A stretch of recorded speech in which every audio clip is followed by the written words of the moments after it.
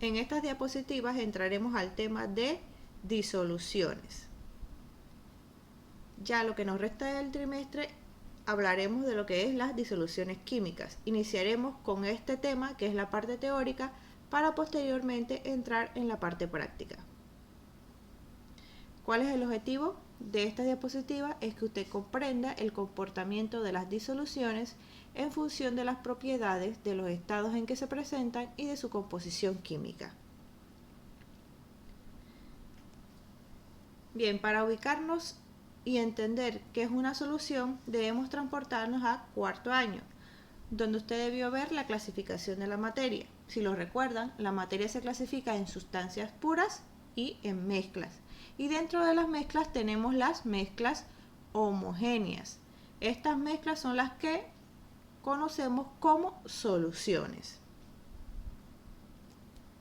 Si vemos su definición, una solución química, también llamada disolución química, no es más que una mezcla homogénea, formada por dos o más sustancias, que reciben el nombre de soluto y solvente.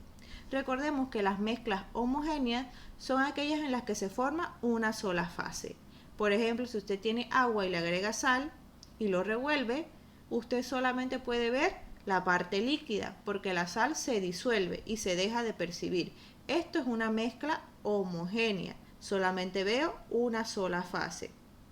Por ende, es una solución. Las mezclas heterogéneas son aquellas en las que vemos dos fases, por ejemplo, el agua y el aceite. Estas mezclas heterogéneas no son soluciones químicas. Como su definición nos indica, una solución está formada por el solvente y por el soluto. ¿Quién es el solvente? Es la sustancia que disuelve y se encuentra generalmente en mayor proporción dentro de la solución. ¿Quién es el soluto? Es la sustancia que se disuelve y se encuentra generalmente en menor proporción dentro de la solución. Si retomamos el ejemplo del agua salada, el agua con sal, ¿quién es el solvente? El solvente sería el agua. ¿Por qué? Porque es la sustancia que disuelve, es decir, está disolviendo a la sal. Y la sal sería el soluto, porque es la sustancia que se disuelve. La sal se está disolviendo en el agua. Entonces el solvente se encuentra generalmente en mayor proporción y el soluto se encuentra en menor proporción. Según la cantidad de soluto que nosotros agreguemos en el solvente, las soluciones pueden ser de tres tipos: insaturada, saturada o sobresaturada.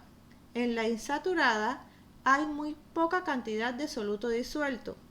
El solvente puede seguir admitiendo más soluto. En la saturada, la cantidad de soluto es la máxima que puede disolver el solvente.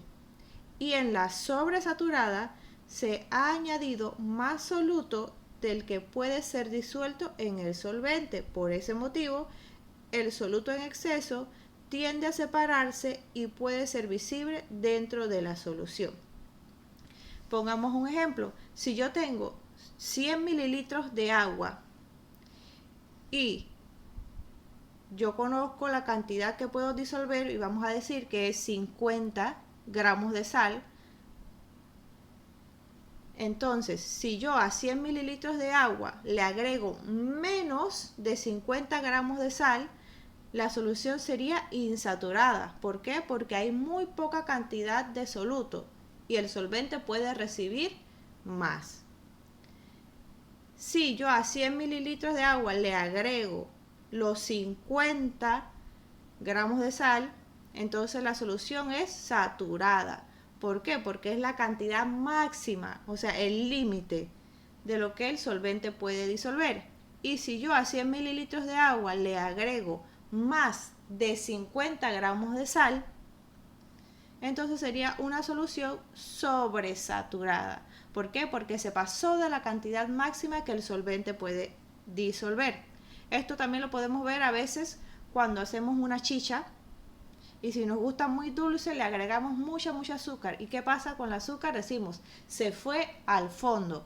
¿Por qué? Porque usted hizo una solución sobresaturada, se pasó de azúcar.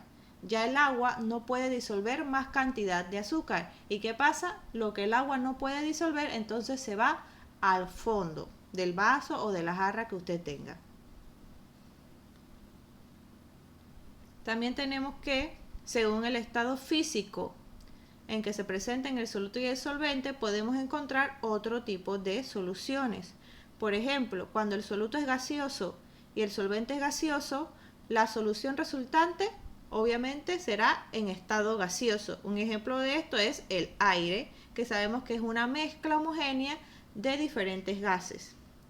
Si el soluto es gaseoso y el solvente es líquido, ¿cómo yo voy a observar la solución? Yo la voy a observar líquida. Un ejemplo de esto es el agua gaseosa, el agua con gas que venden en las tiendas. Es una mezcla de dióxido de carbono y agua. Si tengo una solución de líquido con líquido, obviamente yo voy a verla. ¿Cuál es la fase que voy a ver? El líquido. Y ejemplos de esto puede ser etanol en agua, etanol es alcohol, o ácido acético, que es vinagre, en agua. Son mezclas homogéneas. Así que yo solamente voy a ver una sola fase. Sólido y líquido, sólido el soluto y líquido el solvente. Voy a ver, ¿cómo voy a ver la solución? La voy a ver líquida. Como por ejemplo, ya les dije, la sal en el agua o el azúcar en el agua. Si el soluto es líquido y el solvente es sólido, ¿cómo voy a ver la solución? La voy a ver sólida. Y un ejemplo de esto es las amalgamas, que es lo que se utiliza para las calzas. Entonces yo veo eso sólido. Y si el soluto es sólido y el solvente es sólido, pues obviamente yo voy a ver la solución de manera sólida. Y un ejemplo de esto son las aleaciones. Ahí nos mencionan el latón, la soldadura. También podemos mencionar el acero, el bronce. Hay muchas aleaciones que son mezclas homogéneas. Nos dice la nota que el agua es llamada frecuentemente el solvente universal por su capacidad para formar soluciones con gran cantidad de compuestos. ¿Y cómo se llaman las soluciones donde el solvente es el agua? Se llaman soluciones acuosas. Como ya hablamos en el tema 1, el agua puede diluir un 90% de la sustancia. Entonces, la mayoría de las soluciones que vamos a encontrar son soluciones acuosas, es decir, donde el solvente es el agua.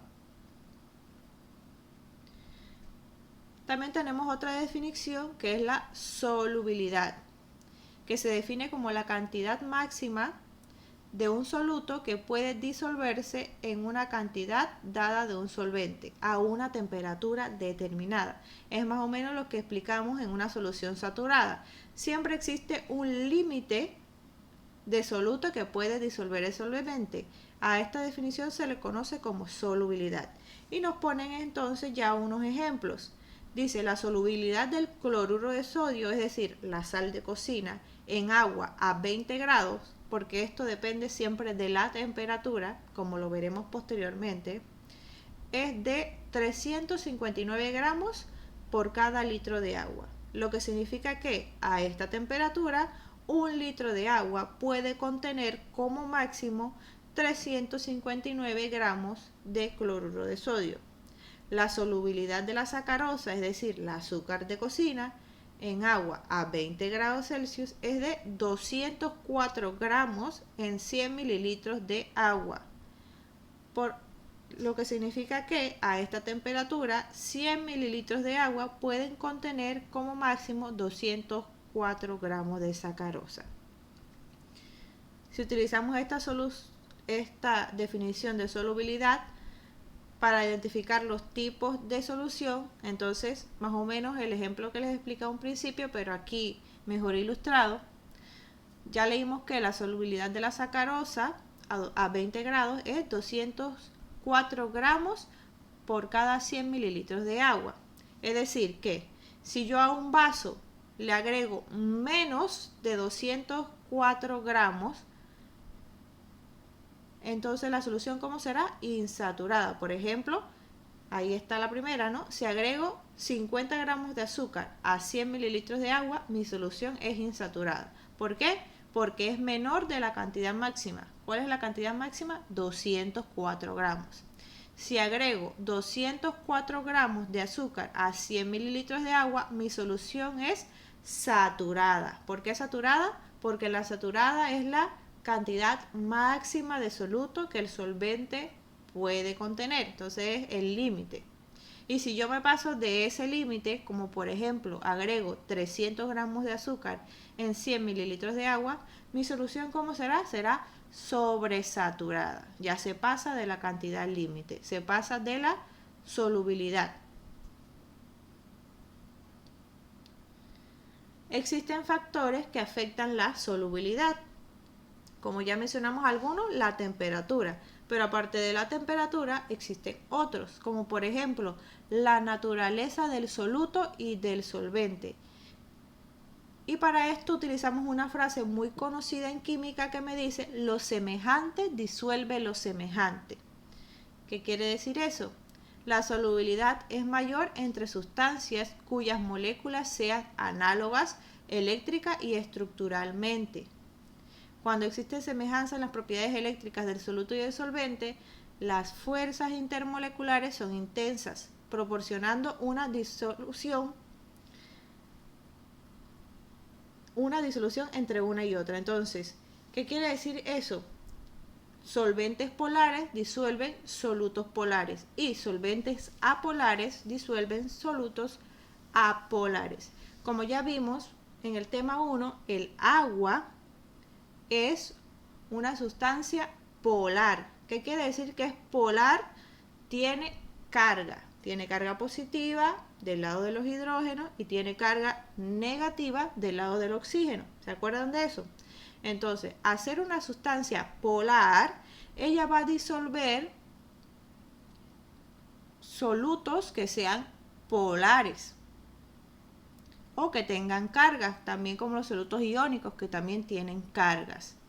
En cambio, sustancias apolares, como la molécula de tetracloruro de carbono, que si vemos, que es la que está al lado del agua, no tiene ninguna carga.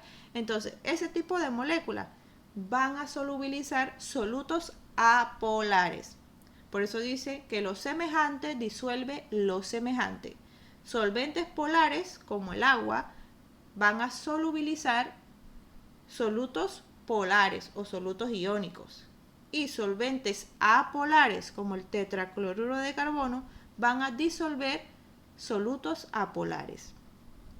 Entonces aquí vemos una lista de lo que son sustancias polares y sustancias apolares. Algunos ejemplos de las polares: el agua, el etanol, el ácido acético, la acetona, el amoníaco, los ácidos como el ácido clorhídrico, el ácido sulfúrico.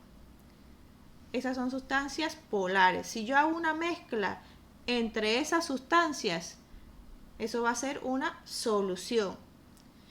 Del otro lado están las sustancias apolares: éter etílico, benceno, tolueno, sileno, tetracloruro de carbono, gasolina y aceite. Si yo hago una mezcla con esas sustancias apolares, se van a formar soluciones. Pero si yo hago una mezcla entre sustancias polares y sustancias apolares, no se me va a formar una solución. ¿Qué se me va a formar? Se me va a formar una mezcla heterogénea, porque no se van a disolver, porque lo semejante solo disuelve lo semejante. Entonces ahí tenemos la definición de miscibilidad. ¿Qué es la miscibilidad? Cuando los líquidos se mezclan formando una solución, es decir, una mezcla homogénea. Como ya dije, si mezclamos líquidos polares, van a formar soluciones, es decir, son miscibles entre ellos. ¿Qué es la inmiscibilidad? Los líquidos no se mezclan, forman una mezcla heterogénea. Entonces, eso es cuando tratamos de unir cosas que no son semejantes. Tenemos la temperatura, que como ya dijimos también nos afecta la solubilidad. ¿Cómo? En el caso de los sólidos, en general, un aumento de la temperatura provocará un aumento de la solubilidad. Eso es lo que generalmente siempre sucede, aunque existen casos donde la solubilidad sufre solo una pequeña variación e incluso casos donde al aumentar la temperatura disminuye la solubilidad, pero esto poco sucede. Generalmente cuando yo aumento mi temperatura, aumento la solubilidad de los sólidos en los líquidos. Y aquí tenemos una gráfica que me lo prueba. Tenemos la gráfica de solubilidad versus temperatura. Si vemos, el eje de las X es donde está la temperatura y en el eje de las Y está la solubilidad. Y vemos que para una gran cantidad de sales, a medida que yo aumento la temperatura, aumento la solubilidad de las sales. Solamente hay muy pocos ejemplos donde esto no sucede. En el caso de los gases, la solubilidad de los gases suele disminuir al aumentar la temperatura de la solución, pues al poseer mayor energía cinética, las moléculas del gas tienden a volatilizarse. Recuerden de lo que ya vimos de las propiedades de los estados de la materia, que los gases están en constante movimiento, tienen mucha energía cinética. Entonces, si yo aumento la temperatura de una solución, lo que hago es que las moléculas de los gases posean todavía más energía cinética y se escapen de la solución. Por eso, al aumentar la temperatura, disminuyo la solubilidad en los gases. Pero en los sólidos, al aumentar la temperatura, aumento la solubilidad. La presión. La presión no afecta demasiado la solubilidad de los sólidos y líquidos, mientras que tiene un efecto determinante en la de los gases. Un aumento de la presión produce un aumento de la solubilidad de los gases en los líquidos. Si recordamos nuevamente las propiedades de la materia, recordemos que la presión no me afecta mucho a los sólidos y a los líquidos porque son incompresibles. Entonces, pero a los gases sí se pueden comprimir, entonces sí me afecta la presión. Al aumentar la presión, disminuyo la energía cinética del gas y lo que hago es que puedan solubilizarse mejor. Así me afecta la presión, solamente a la solubilidad de los gases en los líquidos. Por eso cuando usted se toma una soda, cuando usted la abre, ¿qué hace? Usted disminuye la presión porque libera la presión que hay en la botella. ¿Y qué pasa cuando yo disminuyo esa presión? El gas se me escapa. Por eso que por muy bien que yo cierre una botella, ya después que la he abierto, el gas se me va a seguir escapando. ¿Por qué? Porque ya yo liberé la presión que se aplicó al momento de llenar la botella. Entonces, lo que hace el dióxido de carbono es que al ya no tener esa presión, se escapa. Tenemos también el estado de subdivisión. Cuanto más finamente se encuentre dividido el sólido, mayor superficie de contacto existirá entre las moléculas del soluto y del solvente. Eso yo lo puedo ver y es sentido común. Por lo menos tengo el ejemplo del azúcar. Si yo agrego el azúcar más desmenuzado, como está ahí, más suelta, esa se me va a disolver más rápido que si yo agrego un tarrón de azúcar. ¿Cuál se me va a disolver más rápido? Obviamente la que está más suelta. ¿Por qué sucede eso? Porque hay mayor superficie de contacto entre el solvente y el soluto. Bien, entonces para terminar tenemos el proceso de disolución. Para que una sustancia se disuelva en otra es necesario separar las entidades elementales que constituyen el soluto y el disolvente, venciendo las interacciones soluto-soluto y disolvente-disolvente, y por otro lado que se establezcan interacciones soluto-disolvente que sean más intensas que las primeras. Para que se dé una solución debe haber una interacción entre las moléculas del soluto y las moléculas del solvente. Entonces eso se da en 3 fases. Primero, en la etapa 1 se separan las entidades elementales del solvente, o sea, esas moléculas que estaban juntas ahí se separan.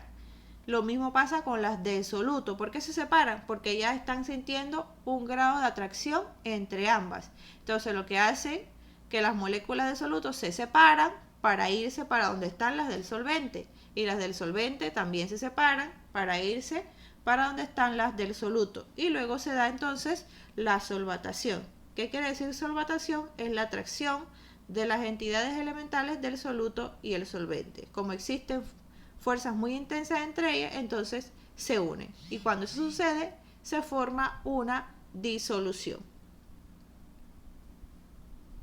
Y bien, así terminamos el tema 2, la parte teórica de soluciones químicas.